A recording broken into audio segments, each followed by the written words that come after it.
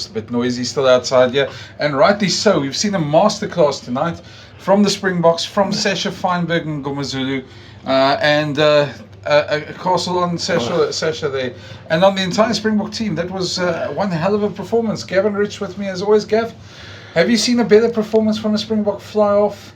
He broke the record. But I would actually say that this, and I wrote it somewhere in my match report, down at the bottom, this will be remembered as Sasha's test. It will be the game.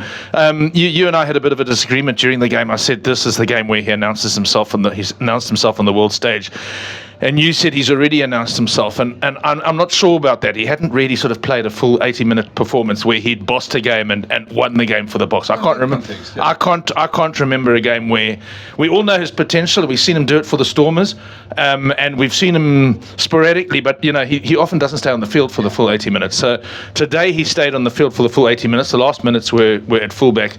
But I just thought today was the day that he showed what a match winner he can be. And it was the day that he showed that he's going to be a global superstar. And when I say global superstar, I'm talking about like in the realms of like Nas Botha was back in the 80s, like Dupont is for France, or certainly the French rate him as a global superstar, and as maybe somebody like Phil Bennett and those guys, those Welsh players of the 1970s were. He just today showed us that potential that he's always shown, and like a lot of people I'm speaking to are like try and hedge it, and they say, well, listen, I really would like to say he's going to be a global superstar, but we need to see him produce that. Today he did, and he showed such confidence, and the Boks were actually in a bit of a hole because they had given away two silly tries. Well, I mean, the one try was before his first try. The one with Cheslin Colby where he kicked the ball. Where Cheslin Colby kicked the ball from behind the line. So that was a try given away. And the Boks, I think after that, it was almost like Sasha said, "Stuff this.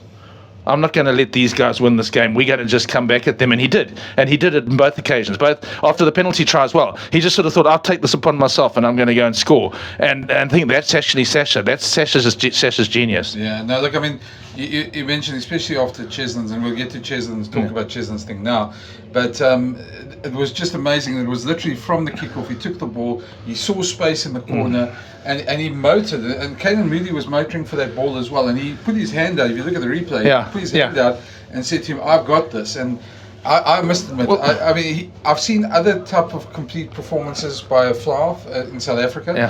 Nas Botha, who can kick with both feet, drop goal with both feet in the 87 Currie Cup final, that type of thing. But at international level, I don't think I've seen this. The closest I'd probably say in my era would be a Dan Carter, maybe. Some of his performance at the Lions test, it was a 2017. That one. But yeah, I mean, this was really a test to be at, a test to behold. And geez, the kid's got talent. Look, I mean, when you talk about South African fly halves, I'd put Nas up there as the best that I've seen, and my second one would have been Henry Honeyball. But Henry had his limitations in the sense that he was brilliant and like he carried the ball well and he defended, but his kicking game wasn't that great. The thing about Sasha, he's got a brilliant kicking game as well as other talents. And today, like you saw his jinking runs, but he's also got the pace as he showed. So he's actually got just about every sort of little bit of skill set that you'd want from a fly half, and that's what I like about him. He's got that complete skill set. I mean, I love Mani for his passing game. I mean, Mani is to me is almost like our sort of Stephen Larkham when it comes to distribution skills, but Sasha's also got that. And how's that little sort of, like, I know it didn't lead to anything, but that little sort of like flip out of the back of his hand. Sometimes he can be almost like too precocious and too confident, but maybe that's Mani.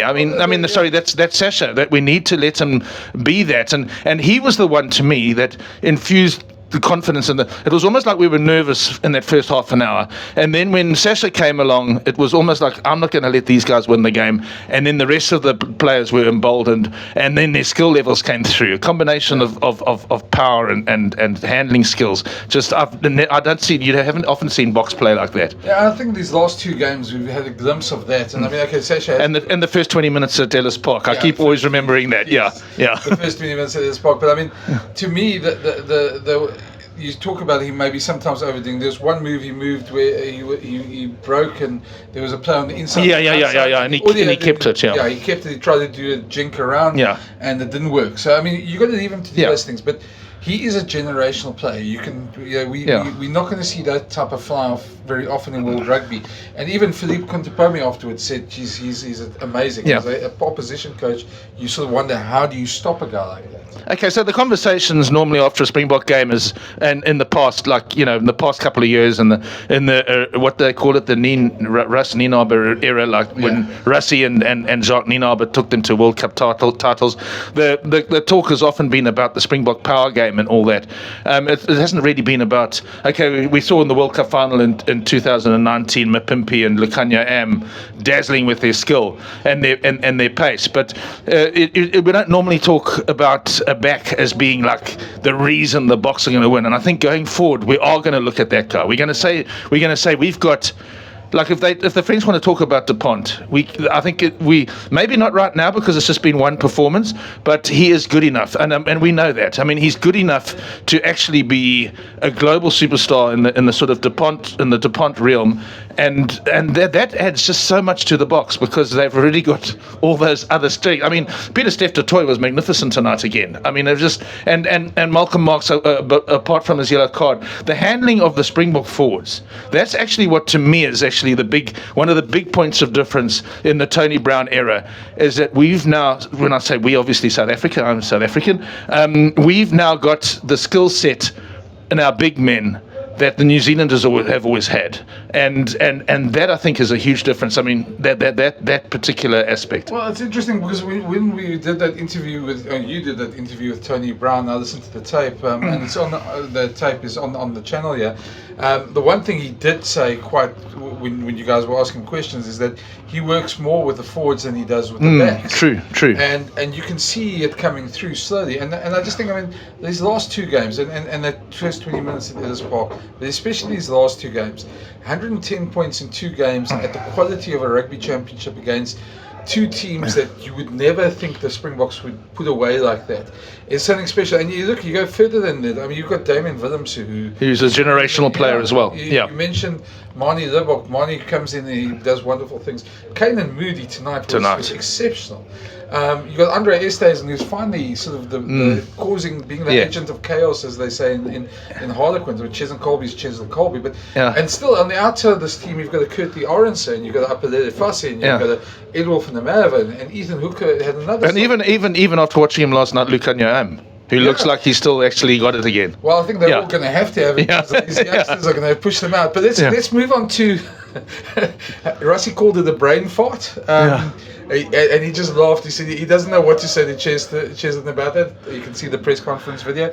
He said, honestly, he's done stuff like that in his game. He says he knows what Cheslin was trying to do, and it just didn't work. But the bottom line with Cheslin's thing, it was quite clear he was just trying to get the ball to his teammates. But he could have passed it, he could have punted it, he could have done everything else. But the fact that he drop kicked yes, I know, that was the thing. Was the big thing. And it was just bizarre. And the moment he drop kicked it, I still thought, geez. And I saw them pick it up and I thought, let's try.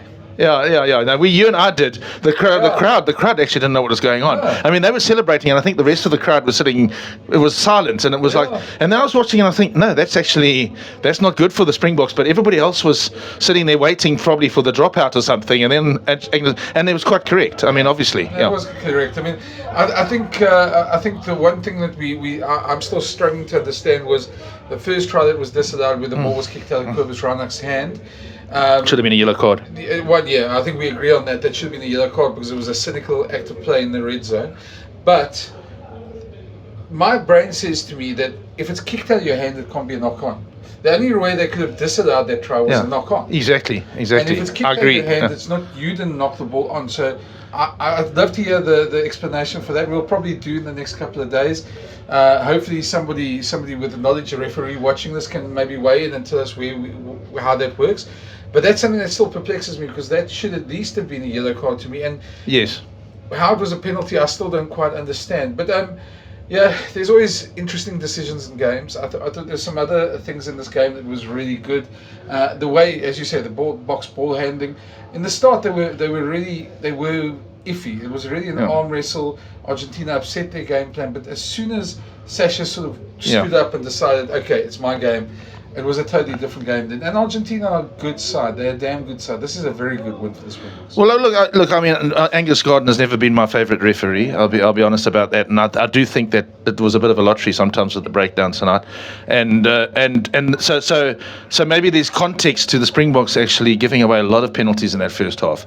Their discipline definitely let them down. I mean, it kept Argentina, well, not kept them in the game because they were both in the game, and Argentina led for quite a lot of the first half an hour. But it was it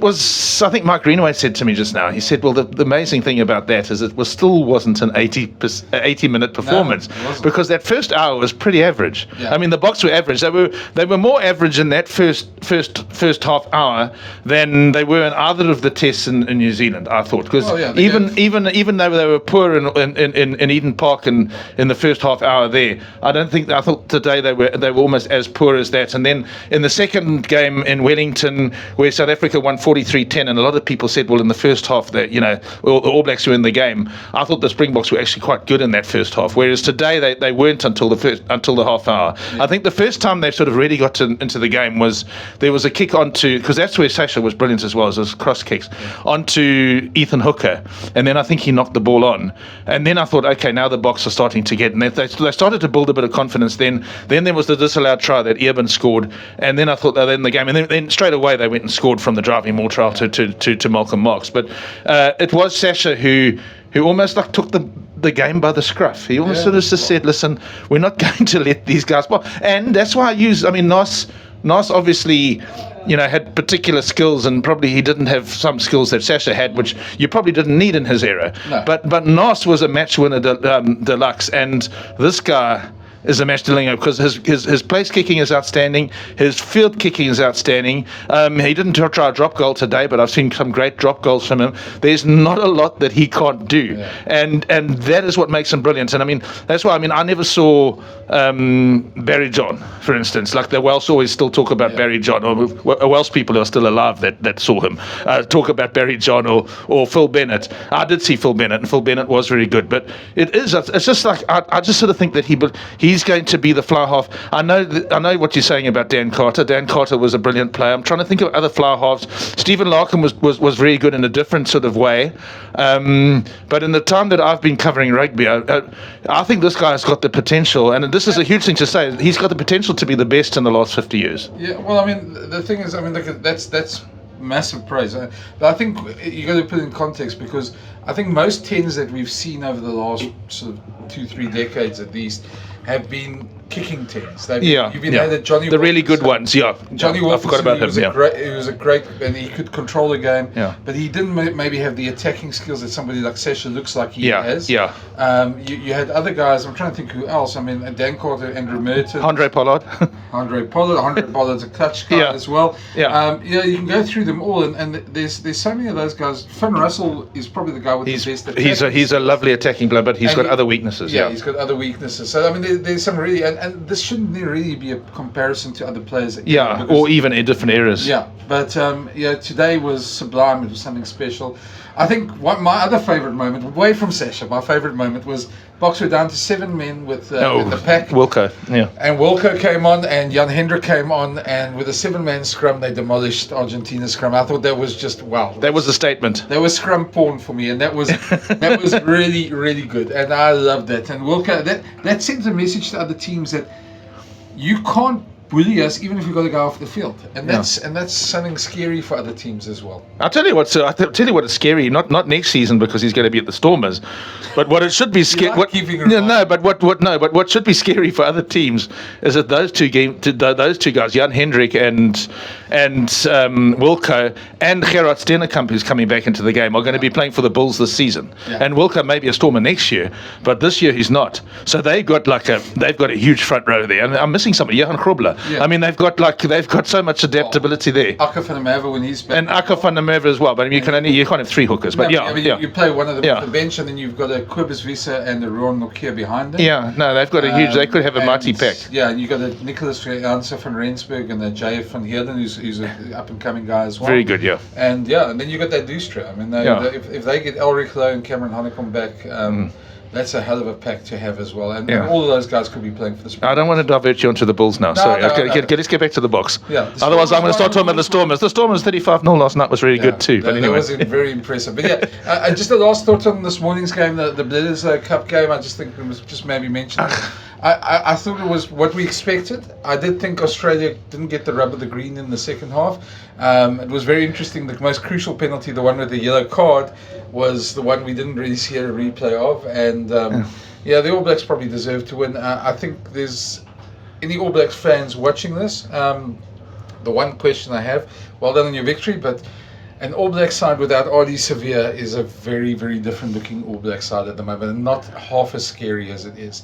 Yeah. So I think that's the last thing I would say. That I think Australia can come back and win that second test in Perth. Yeah. It's going to be interesting. Though. Yeah, him and Cameron Roygard were the sort of points of difference for the All Blacks today. I think what happened in this game was Australia did what should have cost them the game in Johannesburg when the Springboks were allowed to play, because they were very passive on defence. In the first 20 minutes, they were very passive on defence, and they allowed, as much as New Zealand dominated the game, they were allowed to dominate the game. They had space to play into, and it was that cost Australia. They do have this unfortunate knack of letting the other team take the initiative, and often they've come back. I mean, they've come back and won at the end like they did against South Africa. But, today was a day when they couldn't come back. And look, I mean, I must be honest, I said earlier on that I'm not a great Angus Gardner fan. I'm probably even less of a sort of, what's his name? Andrea Piardi. I do think that to some extent the Wallabies got the wrong end of the stick today, and in some of those calls it just seemed like the breakdowns were a lottery, and there were a few things that even the New Zealand commentators were saying, well, that was a little bit unlucky, but it was the momentum shift was the refereeing moment, whether it was the All Blacks applying the pressure that made Australia make mistakes and lose their discipline. That's a moot point. People can maybe talk about that. I mean, that's possible. But to me, the momentum shift in that game was definitely just after half time in that third quarter. They lost the game in the third quarter when I think they conceded about 7 or 8 penalties in a row. And you can't win a test match if you concede 7 or 8 penalties in a row. Well, that's it. We're going to have another beer here and celebrate Sasha's night. Thank you for watching, and if you haven't already, please smash that subscribe button and hit the thumbs up. And if you want to get the notifications for the videos, there's a bell thing there that you can also press. We'll be back tomorrow. Nick Mallett with us, and I'm sure Nick's got quite a few words on Sasha. I don't think you're going to keep him very quiet tomorrow. He's already said so. He's already WhatsApped and said, we've got lots to talk about. So look out for that tomorrow. It'll be on the YouTube, hopefully around lunchtime. But thanks for watching, and chat to you soon. From Durban, it's Sasha's night tonight. It's been good, a very good night. Cheers, guys. Cheers.